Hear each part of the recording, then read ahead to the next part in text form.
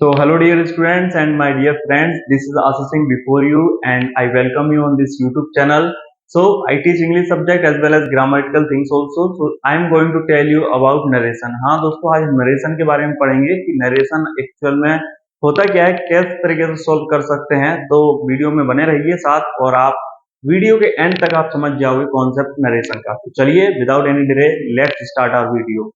First, narration को हम direct indirect speech भी कहते हैं, रिपोर्टिंग स्पीच और स्पीच कहते हैं। इसमें पहला तो डाउट, कहीं अगर डायरेक्ट इनडायरेक्ट स्पीच लिखा हो तो आप ये डाउट में मत रहना कि भाई मुझे तो नरेशन आते हैं, डायरेक्ट स्पीच इनडायरेक्ट स्पीच तो मुझे आती ही नहीं है। गलत, सबका मतलब एक ही होता है।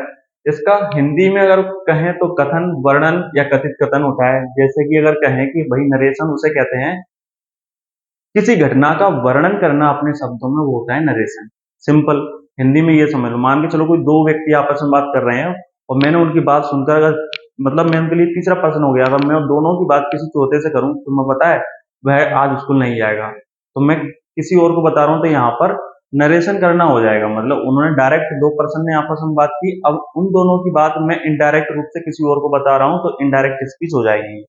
चलिए देखते हैं एग्जाम्पल के थ्रू क्या है कि द एक्शन और process of narrating a story, कहानी सुनने की क्रिया प्रक्रिया को हम नरेशन कहते हैं। अधिकतर आप देखते हुए मंच संचालन होता है, नाटक होता है मंच पर, तो वहां पर एक नरेटर होता है, उस स्टोरी को बता रहा होता है, तो बस वही होता है नरेशन को जो नरेट करता है वो नरेटर कहलाता है। ठीक है, वर्णन करता है वही होता है नरेटर।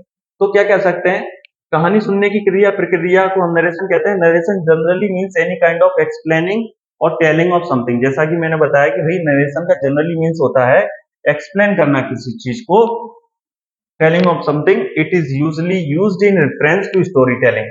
अधिकतर इसका यूज किया जाता है स्टोरी टेलिंग में। ठीक है, दो लोगों की बातें सुनकर अगर तीसरा व्यक्ति किसी और को बताए तो उसे नरेशन कहते हैं। ये सिंपल डेफिनेशन है। ठीक है, मान के चलो ये दो व्यक्ति आपस में बात कर रहे हैं, ठीक है ना, और इस व्यक्ति ने इन दोनों की बात सुन ली और ये तीसरा व्यक्ति किसी चौथे से बात करता है तो ये नरेशन हो जाता है इनडायरेक्ट। ये दोनों आपस में डायरेक्ट बात कर रहे हैं, अभी इसने इन दोनों की बात इनडायरेक्ट रूप से इससे कह दी तो ये नरेशन हो जाता है, वर्णन करना हो जाता है किसी दो व्यक्ति की बात को किसी चौथे से करना, तीसरे के द्वारा।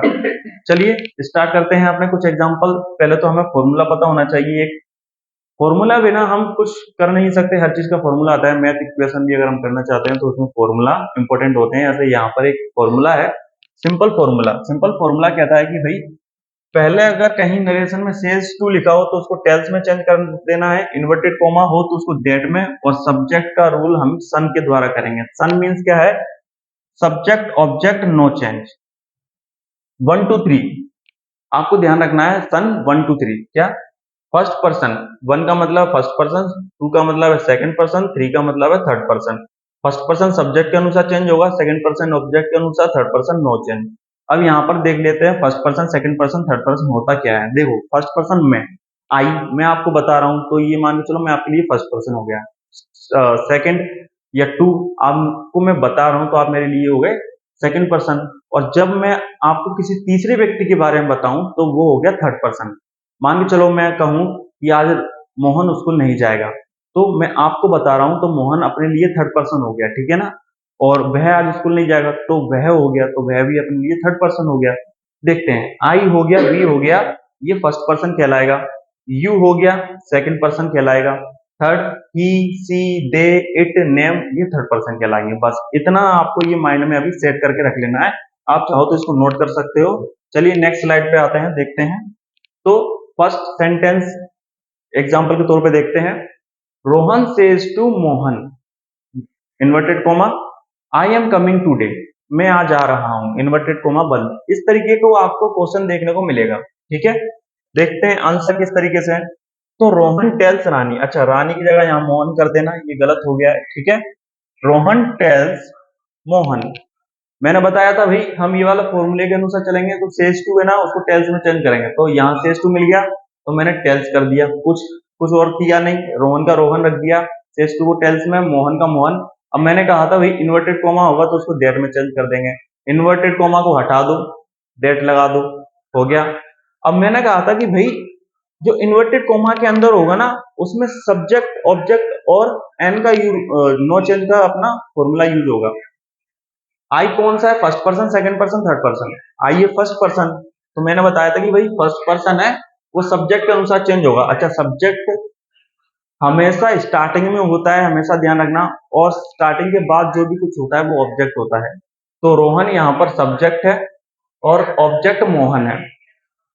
ठीक है, तो आई को उठाओ और सब्जेक्ट की तरफ ले जाओ। तो यहाँ पर रोहन लड़का है या लड़की है? लड़का है, तो यहाँ पर रोहन के लिए ही रख देंगे। तो ही इज कमिंग टूडे, ये हो जाएगा सेम का सेम एग्जैक्ट सही। अब देखिए, अब यहाँ पर हो क्या रहा है। मान के चलो अगर मैं यही बात अगर आपसे कहता, Rohan says to Mohan I am coming today, तो मैंने अगर मान के चलो रोहन मोहन से कहता है कि मैं आज आ रहा हूँ, यही अगर मैं आपसे बात करूँ तो आप तो कंफ्यूज हो जाओगे ना। किस तरीके से कंफ्यूज हो जाओगे? जैसे मैंने बोला रोहन मोहन से कहता है, पता है रोहन मोहन से कहता है कि आज मैं आ रहा हूँ, तो आप तो ये सोचोगे ना सर आप आ रहे हो। नहीं, मैं नहीं आ रहा, रोहन मोहन से कहता है कि मैं आज आ रहा हूँ, रोहन आज आ रहा है। आप तो कंफ्यूजन है, कंफ्यूजन ही कंफ्यूजन है। तो यहाँ पर इसलिए यहाँ पर हमें इनडायरेक्ट स्पीच में चेंज करना पड़ेगा कि रोहन टेल्स मोहन, रोहन मोहन से कहता है that he is coming today, कि वह आज आ रहा है। अब आपको डाउट क्लियर हो गया। हाँ सर, अपनी बात नहीं कर रहे हैं, रोहन की बात कर रहे हैं। रोहन मोहन से कहता है कि वह आज आ रहा है, तो आप पता चल गया कि सर रोहन के बारे में बात कर रहे हैं। इसलिए हमें ये नरेशन पता होना चाहिए सही तरीके से। सेकंड एग्जांपल देखते हैं। Raj says to Rani you can not play this match, Raj Rani से कहता है कि तुम ये क्रिकेट मैच नहीं खेल सकती हो। तो आंसर क्या है? राज का राज रख दो, सेज टू को टेल्स में चेंज करो, रानी को रानी रख दो, इन्वर्टेड कॉमा हटाओ, दैट लगा दो। अब यू है, यू कौन सा पर्सन है? Second person. हमने कहा था भाई सेकंड पर्सन ऑब्जेक्ट के अनुसार चेंज होगा। तब यू को उठाओ और रानी की तरफ ले जाओ। रानी कौन है? लड़की। तो लड़की के लिए क्या सी यूज होगा, तो सी लगा दिया। तो राज टेल्स रानी दैट सी, बाकी का सेम रख दो, can not play this match. हो गया, डन।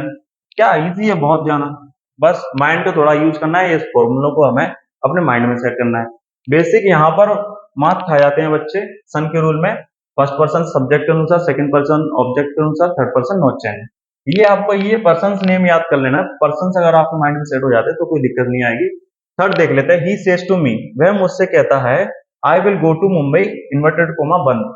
तो ही का भाई ही रख दिया, कोई दिक्कत नहीं। सेज टू को टेल्स में चेंज कर दिया, मी का मी रख दिया, इन्वर्टेड कोमा का उठाकर दैट रख दिया। अब आई कौन सा है? फर्स्ट पर्सन, तो आई को ले जाओ फर्स्ट पर्सन की जगह ही, तो भाई ही का ही रख दिया हमने। He tells me that he will go to Mumbai, खत्म।